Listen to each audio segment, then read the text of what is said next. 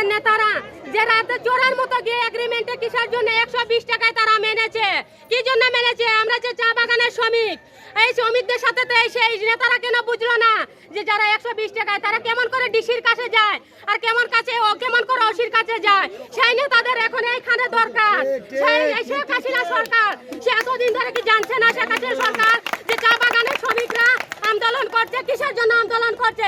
সে তো একটা মহিলা সরকার, সে মহিলার দুঃখ কষ্ট কেন বুঝে না? আমরা তো গার্মেন্ট শ্রমিক না, আমরা চা বাগানের শ্রমিক।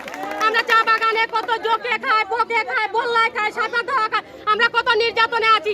একদিকে নির্যাতন করছে আমাদের বাগান মালিক, একদিকে নির্যাতন করছে এই সরকার। কেন আমাদের এই কষ্ট? কিসের জন্য এই কষ্ট? আমাদের বেদেশ কি দেয়া গেছে?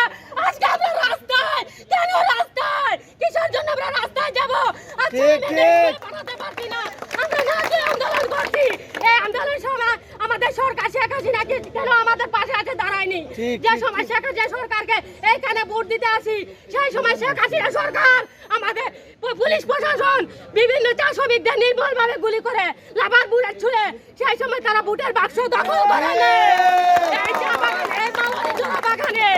এই সরকারকে তারপর আমরা চাই যাতে এই শেখ হাসিনা জননেত্রী জগৎ জননীর মা, সেই চা বাগানে সব নেতাদের মা, আমরা চা শ্রমিক সকালে আমরা এই শেখ হাসিনাকে আমরা বলতে চাই যাতে এই শেখ হাসিনা আমাদের মা, যে সময় আমাদের খিদা লাগে আমাদের মায়ের কাছে আমরা 300 টাকা মজুরি দাবি করেছিলাম, সেই সরকার কিসের জন্য আমাদের কাছে এই পর্যন্ত সে কি জানছে না, সে কি শুনছে না যে সারা দেশে আজকে এই অবরোধ চলছে, সে কি জানে না?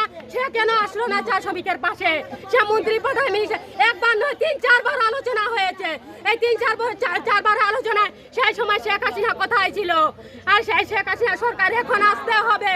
অন্যান্য বাগানে যদি কাজ হয় তাহলে মালিচোরা বাগানে কাজ হবে না, অবরোধ চলছেই চলবে।